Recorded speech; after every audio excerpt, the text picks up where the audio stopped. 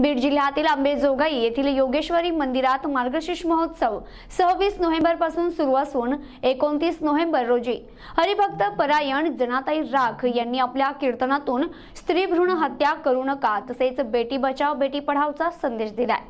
हरिभक्तपरायण जनाबाई राख गेल्या 37 वर्षांपासून अधिसेविका पदावर शासकीय ग्रामीण रुग्णालय अंबेजोगाई इथं रुग्णसेवा करतायत। रुग्णसेवा करताना अनेक विषयांचे रुग्ण त्यांनी जवळून पाहिलेत। आपलेही समाजासाठी काहीतरी देणं आहे असा विचार करून त्या सांप्रदायिक क्षेत्राकडे वळल्या।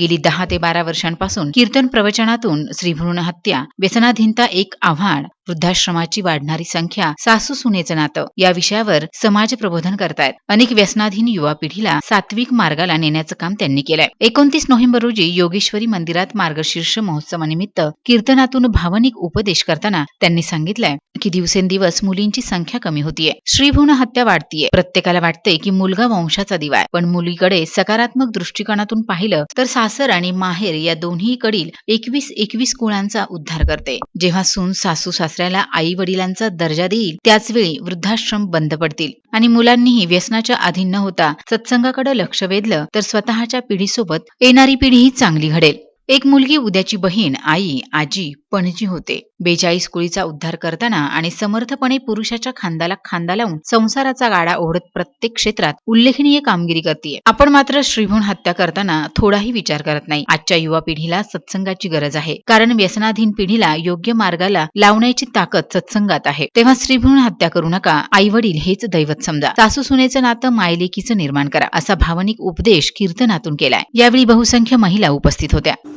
दुसरा जो वर्ग आहे, जो वर्ग आर्थिक हिताच्या ठिकाणीही जागा नाही आणि परम आर्थिक हिताच्या ठिकाणीही जागा नाही, असा जो वर्ग आहे तो व्यसनाधीन झालेला वर्ग आहे। जो व्यसनाच्या आहारी पडलेला वर्ग आहे त्याला आर्थिक धनही कळत नाही आणि परमार्थिक धन त्याहून कळत नाही, म्हणून तो आर्थिक आणि परमार्थिक धनाच्या ठिकाणी हिताच्या ठिकाणी निरंतर झोपलेला असतो म्हणायला हरकत नाही। तुम्ही म्हणाल असं कसं ताई?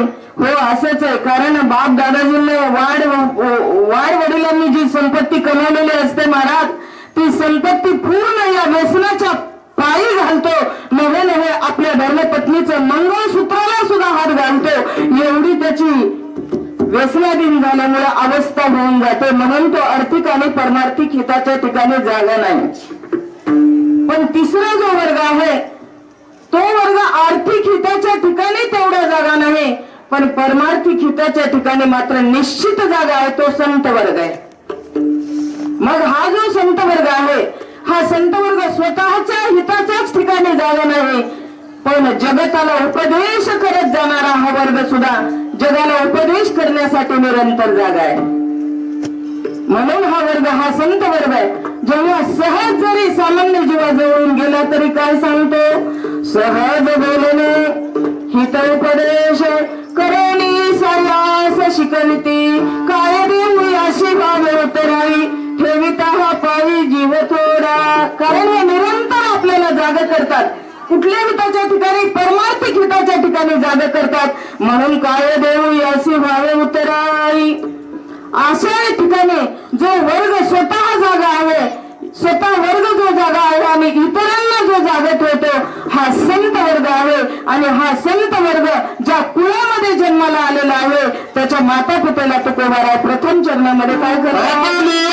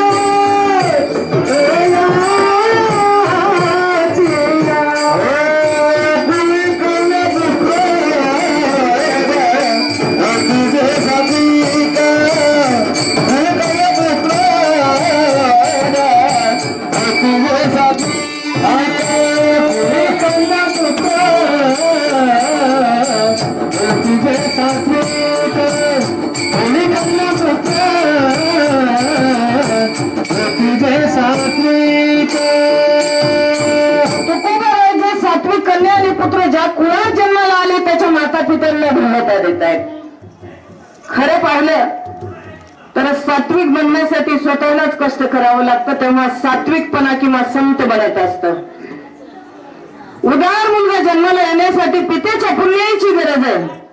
सात्विक मुलगा जन्माला येण्यासाठी मातेच्या पुण्याची गरज आहे. आणि स्वतः संत बनण्यासाठी स्वतःच पुण्य केलं तर संतत्व प्राप्त होतं किंवा संत म्हणून संबोधलं जातं. पण या ठिकाणी संत बनलेत कन्या आणि पुत्र, पण धन्यता माता पित्याला का देतात हे पाहायला पाहिजे आपण.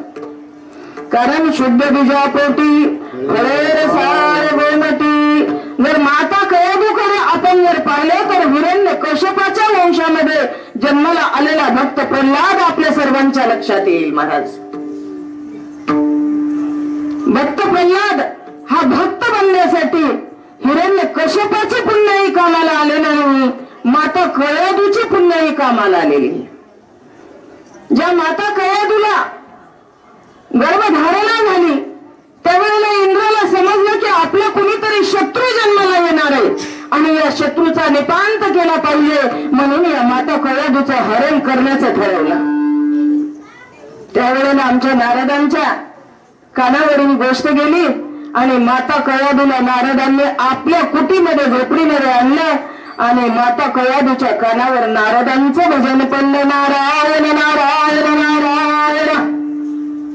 आणि गर्भसंस्काराला सुरुवात झाली. मायबाप आपण संस्कार विसरतो माऊल्यांनो. ज्या माऊल्या बहुसंख्येने या ठिकाणी उपस्थित आहेत, माऊल्यांनो, गर्भसंस्कार जर बाळावर चांगले झाले तर भक्त प्रल्हादासारखा मुलगा जन्माला येईल. म्हणून तुम्हाला आवाहन करते, जर संध्याकाळी भगवंताच्या समोर आपण हरिपाठ म्हणला देवघराच्या समोर आणि सकाळी उठून हरिपाठ किंवा सकाळचं जर भजन केलं तर आपले मुलं सैराट बघण्यासाठी धावणार नाही. निश्चितच आपले मुलं आपल्या मांडीजवळ बसून हरिपाठातला एखादा तरी अभंग पाठ करतील, याच्यावर माझा पूर्ण विश्वास आहे. ते उदाहरण आपलं माता कयादूचं बघा. म्हणून तुम्ही टीव्ही बघत बसलात तर मुलं टीव्ही बघणारे आणि पिक्चरचे एखादे नटी होतील आणि तुम्ही दररोज जर भगवंताचं नामस्मरण आपल्या घरात केलं तर घरातला प्रत्येक माणूस भक्त बनला तर तुम्हाला घर सोडून मंदिरात जाण्याची गरज नाही. माऊल्यांनो, तुमचं घर हेच मंदिर बनेल. लक्षात येतंय मी बोलते काय ते? घर हेच मंदिर बनेल. म्हणून या माता कयादूने पुण्याई केल्यामुळं भक्त प्रल्हाद जन्माला आला. म्हणून या ठिकाणी आपुलिया हिता जो असे जागता धन्य माता पिता तयाचिया. कयादू मातेची पुण्याई असल्यामुळे भक्त प्रल्हाद जन्माला आला. दुसरं उदाहरण जर आपल्याला द्यायचं असेल तर संत सावता महाराजांचं आपल्याला उदाहरण देता येईल. संत सावता महाराज यांनी भगवंताला आपल्या हृदयामध्ये साठवलं. महाराज जेव्हा कुर्मदासजीने भानुदास महाराजांचं कीर्तन पैठण क्षेत्री ऐकलं आणि माझ्यासारख्या संतांनी उपदेश केला, जर भगवंताची प्राप्ती झाली तर काय होतं? मुखमुखरेति वाचालम पंगुलं गिरियं यत्कृपातमनोन्मे परमानंद माधवम्. भगवंताची कृपा झाली तर मुखे बोलू लागतात, पांगळे पर्वतावर जाऊ लागतात. तशी जर माझ्यावर कृपा झाली आणि भगवंताला लवकर प्राप्त करायचं असेल तर मला काय करावं लागेल? हे कुर्मदासजींना कीर्तन ऐकलं, सत्संग ऐकला आणि कुर्मदासजी आषाढी वारीला निघाले. महाराज, कुर्मदासजी म्हणजे आपल्यासारखे नव्हते बरं का, हात आणि पाय नव्हते कुर्मदासजीला. तुम्ही म्हणाल कसे निघाले वारीला? लोटांगण घेत निघाले कुर्मदासजी वारीला. मायबाप आपण परमार्थाला 70च्या नंतर लागतो सरासरी. जेव्हा डोळ्याने भगवंताचं दर्शन होत नाही, नीट कानाने नीट ऐकायला येत नाही आणि मुखाने नाम स्पष्ट उच्चारता येत नाही, त्यावेळेला आपण सत्संगाला किंवा भक्ती मार्गाला लागत असतो. माझे संत म्हणतात, जवळ सकळ शुद्ध आहे, हात चालावे पाय, तेव्हा तू आपुले स्वहित पाहे, तीर्थयात्रे जाय चुकवू नको. कुर्मदासजी मध्ये आपल्यामध्ये किती फरक आहे ते बसल्या बसल्या विचार करा. कुर्मदासजी लोटांगण घेत दसमीच्या दिवशी सोलापूर जिल्ह्यामध्ये लहान गावच्या ठिकाणी येऊन पोहोचले महाराज. आणि त्या ठिकाणी असंख्य वारकऱ्यांची मांडणी आणि त्या ठिकाणी जमली होती. ज्ञानोबा तुकाराम, ज्ञानोबा तुकाराम हा जयघोष चालू असताना कुर्मदासजीने एका वारकऱ्याला आवाज दिला, बाबा ओ वारकरी बाबा माझा ऐका थोडस. म्हातारे 80 वर्षाचे आजोबा वारकरी कुर्मदासजीकडे गेले आणि कुर्मदासजीने पाहिल्याबरोबर डोळ्यातून अश्रू वाहू लागले. वारकऱ्यांनी पाहिल्याबरोबर विचार केला, असा भक्त आणि असा वारकरी मी आयुष्यात माझ्या 70 वाऱ्या झाल्या तरी पण मी असा भक्त पाहिलेला नव्हता. आपण कोण? कुर्मदासजीने स्वतःचा परिचय दिला आणि सांगितलं वारकऱ्याला, बाबा उद्या एकादशी आहे, इथपर्यंत मी लोटांगण घेत घेत माझी वारी इथपर्यंत संपन्न झाली, पण उद्या एकादशीच्या दिवशी माझ्या पांडुरंगाचं मी दर्शन करू शकत नाही, कारण माझं शरीर कृश झालं, जीर्ण झालेलं आहे. नाही करचरण न घरे दर्शन, मन आहे शरण तुझे पायी. भगवंताच्या पायावर माझं मन आहे, पण उद्या माझं दर्शन होणार नाही, कारण तिथपर्यंत मी जाऊ शकत नाही. बाबा एवढाच तुम्ही माझ्यावर उपकार करा, उद्या गेल्यानंतर माझ्या नावचं दुसरं दर्शन करा, पहिलं तुमच्या नावचं आणि दुसरं माझ्या नावचं दर्शन करा आणि माझ्या भगवंताला एकच निरोप द्या. कुठला निरोप द्या? ज्या ठिकाणी कुर्मदासजी तुमची वाट पाहत आहेत भगवंता, त्या ठिकाणी तुम्हाला बोलावलेलं आहे. काय भक्तीमध्ये ताकद असेल, भगवंताला बोलवण्याची ताकद आहे कुर्मदासजीच्या भक्तीमध्ये. या कुर्मदासजीचं गाणं ऐकलं. दुसऱ्या दिवशी हे वारकरी पंढरीच्या पांडुरंगाच्या पायावर पहिलं दर्शन घेतलं आणि दुसरं दर्शन घेतल्याबरोबर सांगितलं, हे पांडुरंगा, कुर्मदासजीनं तुम्हाला लहुणगावच्या ठिकाणी बोलावलेलं आहे. कुर्मदासजीचं नाव घेता क्षणी पांडुरंग परमात्मा विटेवरून खाली उतरले आणि बाहेर ज्ञानाने नामावरत या ज्ञानाला आणि नामदेवांना सोबत घेतलं आणि हा त्रिवेणी संगम लहुणगावच्या ठिकाणी गेलेला आहे.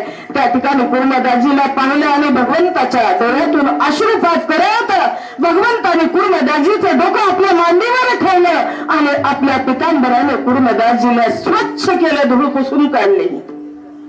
मायबाप हो, जो भक्त त्याच्या डोक्यावर भगवंताच्या अश्रूचा अभिषेक होतोय.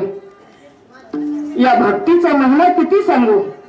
या कुर्मदासजीचं वर्णन, या कुर्मदासजीची जी महती होती ज्ञानदेवाने आणि नामदेवाने पाहिले आणि कुर्मदासजीला भगवंताने विचारलं, आपल्या हिताच्या ठिकाणी जो वर्ग जागा आहे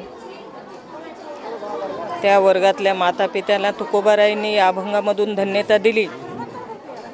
पण जे सात्विक कन्या आणि पुत्र आहेत, जे सत्संगाला लागली, संताच्या वचनाचं किंवा संताच्या मार्गदर्शनाचं ज्यांनी आकलन केलं, त्यांची पिढी सुधारलीच, पण संस्कृती त्यांनी जोपासली आणि त्यांच्या कुळाचा उद्धार झालेला आहे. या ठिकाणी या अभंगामधून मला एवढंच सांगावंसं वाटतं की तुकोबारायांनी जे प्रबोधनावर किंवा मार्गदर्शनपर जेवढे अभंग लिहिलेले आहेत, त्या अभंगाचं अनुकरण करणं आणि तरुण पिढीनं या ठिकाणी त्यासारखं वागण्याचा प्रयत्न करणं असं मला वाटतं. तुकोबाराय या अभंगामधून शेवटच्या चरणामध्ये म्हणतात की तुका म्हणे मज घडो त्यांची सेवा, तरी माझ्या दैवा पार नाही. अशा सात्विक कन्या आणि पुत्राच्या संगतीमध्ये जर तरुण, युवक, महिला आणि पुरुष किंवा मुलं जर गेली तर निश्चितच आपला विकास झाल्याशिवाय राहणार नाही आणि संस्कृती बिघडणार नाही आणि ही तरुण पिढी व्यसनाधीन होणार नाही आणि या ठिकाणी धर्माची ग्लानी होणार नाही आणि धर्म चांगल्या रीतीने या ठिकाणी जोपासला जाईल असं मला वाटतं. प्रतिनिधी नंदकुमार पांचाळसह कॅमेरामन उत्तम शिनगारे, NTV न्यूज मराठी, अंबेजोगाई, बीड.